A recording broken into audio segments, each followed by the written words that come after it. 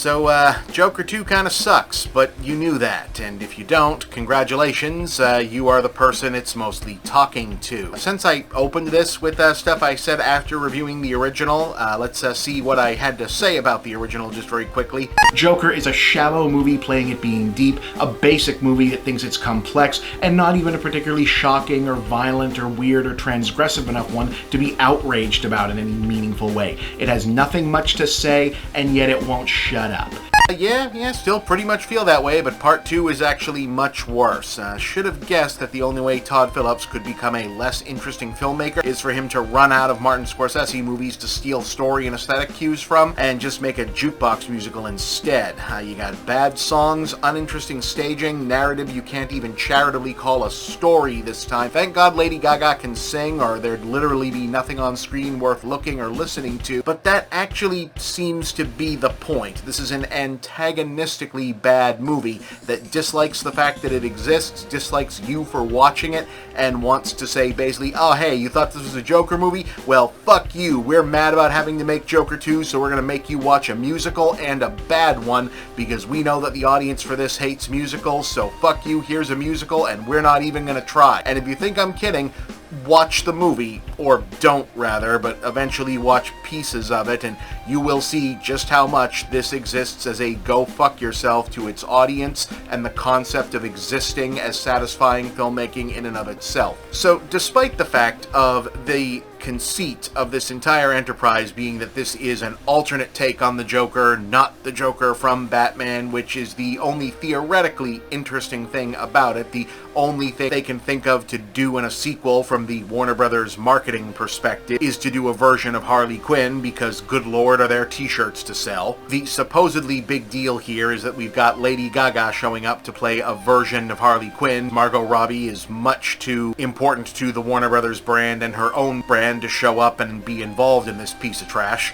Weirdly, this version of Harley, or Lee Quinzel in this, is not in the movie that much to do any more than sing. The relationship between her and Arthur Fleck Joker, played by Joaquin Phoenix again, doesn't really feel real or have any time to develop, which is actually ultimately the point, I guess. There's a twist to who her character really is that anyone paying attention is going to guess right away, and it's just sort of building to the general background theme of this whole stupid series. Basically, anything that goes wrong for Arthur can be traced back to being wronged by females in his life, but billing this as a literal two crazy people movie, FOLIE A DEUX, is completely dishonest, which again is ultimately part of the point, I think. Because Joker 2 very much hates its audience, almost as much as I do. It hates that it needs to exist, it hates the concept of what it's supposedly based on, even more than it did the first time, but most of all, it hates you for theoretically paying to see it. The first movie had this whole undercurrent turned into an overcurrent in its press and interview marketing, of being about how the superhero comic adaptation genre actually sucks because it's fantasies of social order being affirmed for the comfortable by punching the unstable and downtrodden back into place, and the sequel has no such subtext about this. It's only text. That the fans of the first movie who thought Joker himself was somehow cool or heroic just didn't get it, and they need to be lectured by the sequel, where the Joker persona doesn't actually show up all that much, and is instead mostly purposefully drab, dreary song covers designed to try the audience's patience, intercut with Arthur Fleck telling that same audience how much he sucks, how pathetic a character he is, that Joker is just a shitty coping mechanism,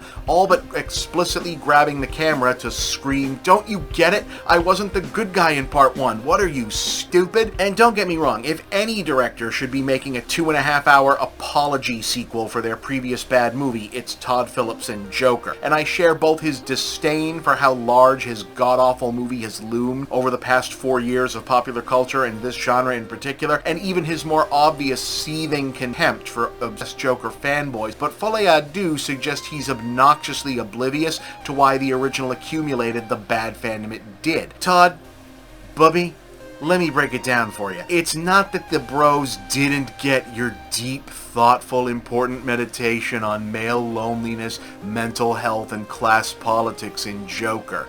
It's that you didn't actually make a deep, thoughtful, or important movie in Joker. You passed off a tacky, shallow pastiche of Scorsese references and Batman stuff as an edgy psychodrama, and now you're pissy that instead of being invited to the grown-up director's table, the only people who actually cared when the fog lifted were the same douchebags who were gonna jizz their pants just as much for a normal Killing Joke movie if you'd made that. Incredibly, the director of Road Trip and the Hangover trilogy might have maybe gotten out a little bit over his skis here.